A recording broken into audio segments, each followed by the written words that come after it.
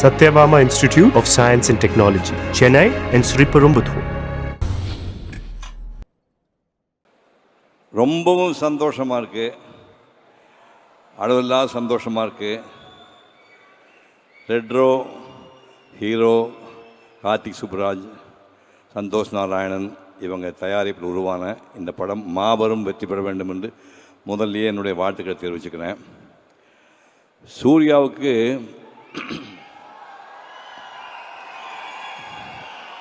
பதினேழு வயசு, send beads ஸ்கூலில்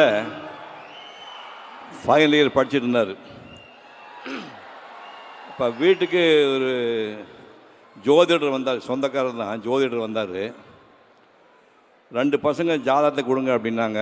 சூர்யா கார்த்தி ஜாதகத்தை கொடுத்தான்.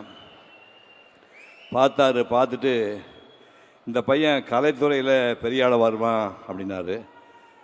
சூர்யாவா கார்த்தியா அப்படின்னேன். இல்லை சார் பெரிய தம்பி தான் அப்படின்னாரு. காலையிலேருந்து சாயங்காலம் வரைக்கும் 4 வார்த்தை தானே பேசுவான் அந்த பையன், அவன் கலைத்துறையில் வருவான்னு சொல்கிறீங்க. ஒருவேளை டைரக்டராக வருவானோ கார்த்தி சுப்ராஜ் மாதிரி, இல்லை கேமராமேனை வருவானே, முகத்தை வச்சு பண்ணுற தொழில் அப்படின்னா நடிகராக வர போகிறானா? ஆமாம் சார். யோ நீ லூஸாயா அப்படின்னா. அது மட்டும் இல்லை சார், உங்களை விட நல்ல ஆக்டர்னு பேர் வாங்குவார், உங்களை விட நிறைய அவார்டெல்லாம் வாங்குவார், உங்களோட நிறைய சம்பாதிப்பான்னு சொன்னான். இந்த ஆள் ஏதோ மர கண்டு போச்சு போறதுக்கு நீ போங்க சார்ன்ட்டேன். சூர்யா அதை பார்த்துட்டு இருந்துட்டு நான் நடிகனாக போகிறேன்னா ஐயோ நடிகன் மகன் நடிகனான்னு தலையெழுத்து எனக்கு, அப்படியே எனக்கு ஆசையே இல்லைன்னு சொல்லி அதுக்கப்புறம் லயோலா காலேஜ் போய் பிகாம் முடித்தார். முடிச்சுட்டு பிஎன்டின்னு ஒரு கம்பெனியில் போய், பிஎன்டி கம்பெனியில் போய் எக்ஸ்போர்ட் கம்பெனியில் வந்து வேலை பார்த்துட்டு இருக்கிறார். வேலை பார்த்துட்டு இருக்கும்போது நாங்கள் வந்து மலேசியாவில் ஒரு கலை நிகழ்ச்சிக்கு போயிருந்தோம். தமிழ்நாட்டுக்கு எல்லா ஹீரோயினும் போயிருந்தோம். டைரக்டர் வசந்தும் என் கூட வந்தார். நிகழ்ச்சி முடிஞ்சு வரும்போது, நிகழ்ச்சி ஒரு நாள் முன்னாடியே வசந்த் மெட்ராஸ் போகணுன்னு ஆசைப்பட்டார். மெட்ராஸ் போகும்போது எங்கள் ஃபேமிலி டாக்டர் கூட வந்தவர், அவங்களும் அதே ஃப்ளைட்டில் மெட்ராஸ் வராங்க. சூர்யாவுக்கு ஃபோன் பண்ணி, நம்ம ஃபேமிலி டாக்டர் வராருப்பா, நீ ஏர்போர்ட்டு போய் ரிசீவ் பண்ணி வீட்டில் ட்ராப் பண்ணு சொன்னேன். சூர்யா வந்து ஏர்போர்ட்டுக்கு போயிருக்காரு. டைரக்டர் வசந்த் அதே ஃப்ளைட்டில் வராரு. சூர்யா பார்த்தாரு, இந்த பையன் யாருங்க அப்படின்னு முதல்ல பார்க்குறாரு. இந்த பையன் யாருங்கன்னாருங்க. சிவகுமாரோட சன்னா. சரின்னு போயிட்டார். 2 நாள் கழித்து எனக்கு ஃபோன் பண்ணார். சார் உங்கள் பையனுக்கு சினிமாவில் நடிக்க ஆசை இருக்கா சார் அப்படின்னாரு. சத்தியமாக ஆசை கிடையாது, சுத்தமாக ஆசை கிடையாது. அதனால ஒரு டெக்ஸ்டைல் கம்பெனியில் வந்து வேலை பார்த்துட்டு இருக்கிறாருண்ணா. நான் பேசி பார்க்கட்டுமா சார்னாரு. பேசி என்ன பிரயோஜனம், கண்டிப்பாக நடிக்க மாட்டான் அப்படின்னா. இல்லை சார் நான் நேரில் பேசி பார்க்கணும். ஒரு நாள் காலையில் 7 மணிக்கு அவர் கம்பெனி கிளம்புக்கு முன்னாடி வந்தார். 2 பேர்த்து அறிமுகப்படுத்தி வச்சேன். தம்பி உனக்கு சினிமாவில் நடிக்கிறதுக்கு ஆசை இருக்கா? ஐயோ பயமாக இருக்கு சார். என்ன ஏன் பயம்?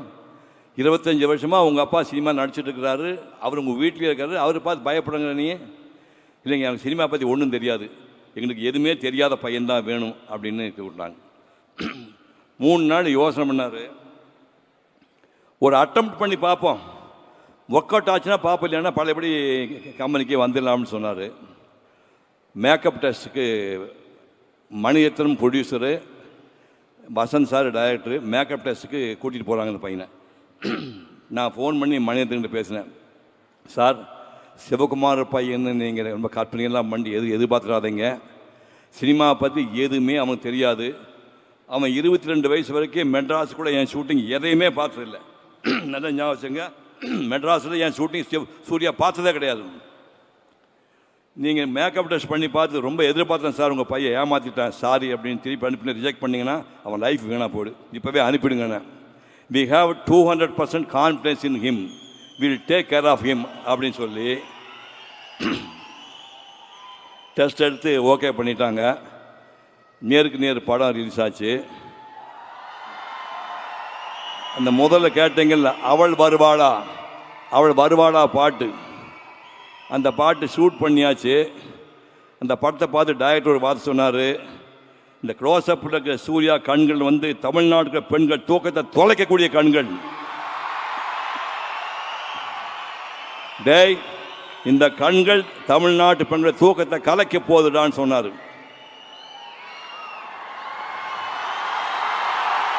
அப்படி சினிமாவையே கனவு கூட நினைக்காத இந்த பையனை ஒரு நடிகனாக்கிய டாக்டர் மணிரத்னம் அவர்களுக்கும் வசந்த் அவர்களுக்கும் பாதம் தொட்டு நான் நன்றியை தெரிவித்துக் கொள்கிறேன். அதுக்கப்புறம் ஒரு 2 படம் சரியாக போகல, ஏன்னா அவருக்கு ஒன்றுமே தெரியாதில்லை. அப்புறம் பாலான்னு ஒரு டைரக்டர் வந்து நந்தான்னு ஒரு படத்தை எடுத்து, டேய் தமிழ்நாட்டில் மிகச்சிறந்த நடிகர் ஒருத்தனை வருவிடான்னு ப்ரூவ் பண்ணார். அந்த பாலாவுக்கு இப்போது நான் நன்றி தெரிவிக்கிறேன். ஒரு ஃபுல் ஃப்ளெஜ்டு ஹீரோ ஆனுங்கிறதுக்காக ஒரு ஜீன்ஸ் பேண்ட் போட்டுட்டு 4 மணி நேரம் டான்ஸ் ஆடுவார் வீட்டில். 4 மணி நேரம் நான் பார்த்துருக்கேன். பேர் பாடியில் ஸ்வெட்டு ஒழுகிட்டே இருக்கும். 4 ஹவர்ஸ் டான்ஸ் ஆடுவார், டான்ஸ் கற்றுவங்களுக்காக. அதுக்கப்புறம் சங்கர் மாஸ்டரு பாண்டியன் மாஸ்டர் கூட்டு அதிகாலை 4 மணிக்கு பீச்சில் போய் குட்டிக்கரணம் போட்டு ஸ்டண்ட்டெல்லாம் கற்றுக்கிட்டுறாரு. என்னுடைய சித்தறிவு கட்டியவரை இங்கே சொல்கிறேன், உடம்பை போட்டு வருத்தி புழிஞ்சு 6 பேக் பண்ணவன் யார் இருக்காங்க? ரொம்ப ஹம்பிளா சொல்றேன், சூர்யாவுக்கு முன்னாடி 6 பேக் பண்ணவங்க தமிழ்நாட்டில் எந்த நடிகர் இருக்கிறான்?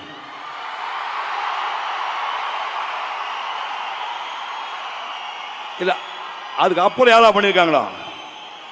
கார்த்தி பண்ணியிருக்கானா சார்? 6 பேக்னு ஒன்று இருக்கின்றதே எனக்கு அவரை பார்த்து தான் சார் தெரியும். பட் அந்த மாதிரி உடம்பை போட்டு வளர்த்துறது தப்புன்னு அதுக்கப்புறம் இவர் எச்சரிக்கை பண்ணார். இந்த மாதிரியெல்லாம் பண்ணி இப்போ 28 வருஷம் ஆகுது. இவர் ஒரு மகத்தான் நடிகனாக உருவாக்கி அத்தனை டைரக்டர்களுக்கும், கார்த்தி சுப்ராஜ் உட்பட அத்தனை தயாரிப்பாளர்களுக்கும் மனப்பூர்வமான நன்றியை தெரிவிக்கின்றேன். இந்த ரெட் ரோஸ் படம் மாபெரும் வெற்றி பெற உங்கள் பேராதரவு வேண்டும் என்று கேட்டு விடைபெறுகின்றேன். நன்றி, வணக்கம்.